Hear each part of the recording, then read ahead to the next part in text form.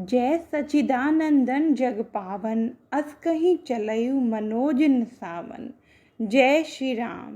सद्भाव रामायण अध्याय 23। भवानी की जिज्ञासा। भगवान शिव जी अपने नित्य क्रम से निर्वित होकर कैलाश के उस पुराण प्रसिद्ध शिखर पर वट वृक्ष की छाया में विराजमान हुए हैं। जटा का मुकुट है, भाल पर त्रिपुंड सोहता है, मृगचर्म लपेटा है, पास में गंगा धारा बह रही है, शीतल वायु धीरे धीरे बह रहा है। आज शिवजी बेहद प्रसन्न हैं। ऐसा योग्य समय देखकर भवानी शिव के पास आई। शिवजी ने उनका स्वागत किया और अपनी बाईं ओर बैठने के लिए सूचन किया। भवानी शिवजी के मुखचंद्र की ओर देख रही है। शिवजी ने प्रसन्न वंदन से कहा, देवी आपको कुछ पूछना है? हाँ भगवान, मुझे एक प्रश्न पूछना है। कैलाश शिखर पर आपकी छत्र छाया में आपके चरणों की दासी बनकर मैं बैठी हूँ।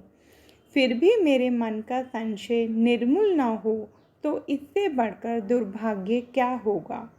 एक सवाल मुझे सता रहा है। पर महाराज, प्रश्न करने से पहले एक स्पष्टता कर दूं कि पहले मैं जो पूछ रही थी वह परीक्षावृत्ति से पूछती थी, अब जिज्ञासा से पूछ रही हूँ। महाराज, हृदय से कहती हूँ कि एक जन्म पूरा कर दूसरा जन्म लिया, फिर भी एक वस्तु का मेरे मन में समाधान नहीं होता है कि राम ब्रह्म है या मनुष्य।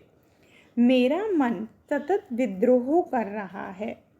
तो यदि राम राजकुमार हैं तो ब्रह्म कैसे कह सकते हैं, और यदि वे ब्रह्म हैं तो राजकुमार कैसे हुए? प्रभु, इसकी स्पष्टता कीजिए।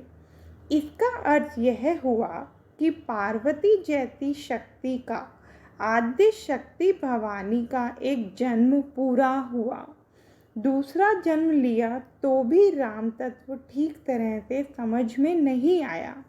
इससे यह बताया गया कि राम तत्व को समझने के लिए बहुत लंबी यात्रा की जरूरत है। गीताकार ने भी अनेक जन्मों के बाद उसकी प्राप्ति की बात कही है।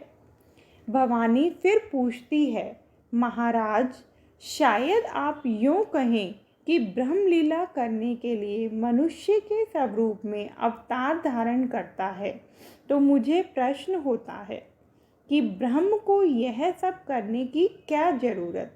शायद भगवान के कौतुक प्रिय स्वभाव के कारण उन्हें संसार में आकर लीला करने की इच्छा हो गई।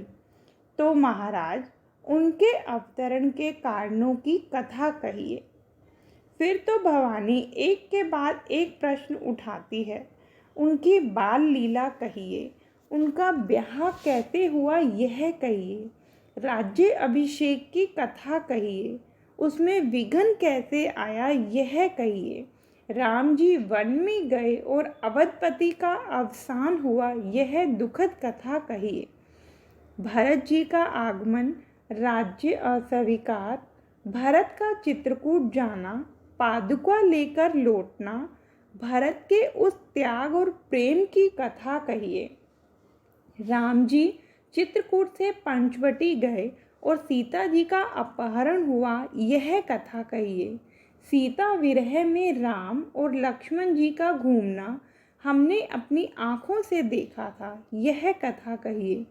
राम जी शबरी के आश्रम में पंपासर गए, हनुमान से मिलन हुआ, सुग्रीव से दोस्ती हुई और बाली का वध हुआ यह कथा कहिए।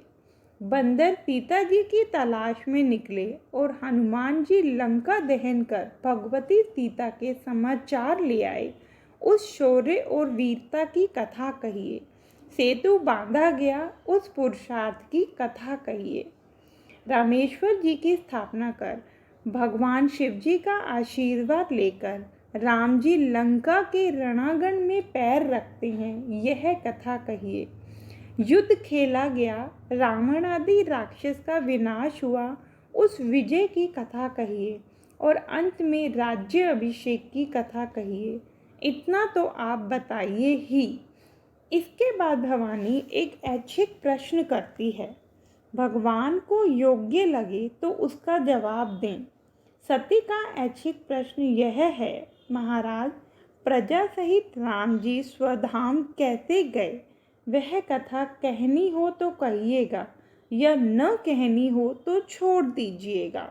और शिवजी ने वह प्रश्न छोड़ भी दिया।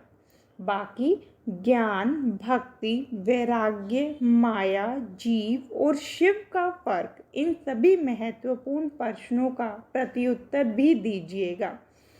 हिमाचल पुत्री प्रश्न पूछने में बहुत चतुर है। आखिरी सवाल उन्होंने ऐसा किया कि महाराज, मैं कुछ पूछना भूल गई हूँ तो आप बिना छुपाए सब कुछ कह दें। भवानी के प्रश्न सुनकर शंकर भगवान के हृदय में रामचरित्र उछलने लगा। शरीर पुलकित हुआ, नेत्र सजल हुए, आंखें बंद कर शिवजी अंतर्मुख हो गए। राम जी का स्मरण किया, राम जी की अंतर में झांकी हुई। शिवजी ने कथा कहने के लिए जबरदस्ती मन को बाहर निकाला। मन को बाहर निकालते वक्त शिवजी ने भीतर बैठे राम जी को कहा कि महाराज, आपको तो अंदर ही बैठना है। कथा कहने के लिए मुझे अनिवार्य रूप से मन को बहिर्मुख करना पड़ेगा। इस तरह हृदय में राम को आसीन कर, मन को बहिर्मुख कर, भगवान शिवजी रामचरित्र की कथा शुरू करने तैयार हुए। शुरुआत बड़ी सरस दिखाई दे रही है।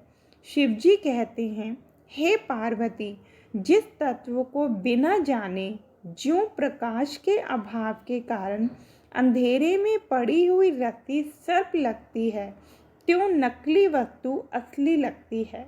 भवानी, वह तत्व ऐसा है जिसको जानने के बाद हर भ्रांति का नाश होता है। पर उस तत्व को न जाना हो तो चाहे कितनी भाषाओं का ज्ञान हो, चाहे कितनी विद्वता हो, तो भी झूठा सच लगा करता है। जिसको जानने से भी भ्रांतियों का अंत आना है, वह तत्व भगवान राम है। दो चौपाइयों में इतनी स्पष्टता कर भगवान शिवजी सभी सिद्धियों को दाता ऐसे बाल राघवेंद्र के चरणामृत में वंदन करते हैं। पार्वती के प्रश्नों से प्रश्न हुए।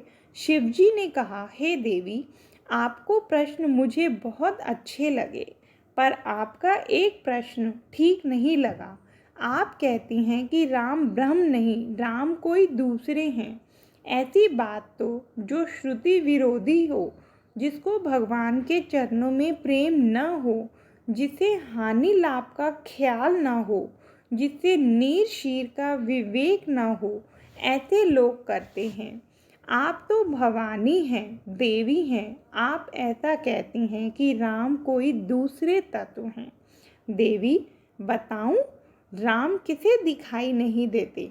जिसका दर्पण मैला हो और आँख बिगड़ी हुई हो, तो वह अपना असली प्रतिबिंब नहीं देख सकता। जिसके मन का दर्पण मैला हो और जिसकी आँख में विकृति आ गई हो, उसे हृदय में बैठे हुए परमात्मा दिखाई नहीं देते। कितना अच्छा कारण है।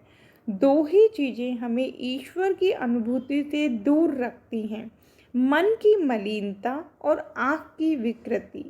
मन की मलिनता गई और आँख की विशुद्धि आई कि ईश्वर सामने ही खड़ा है। जय श्री राम।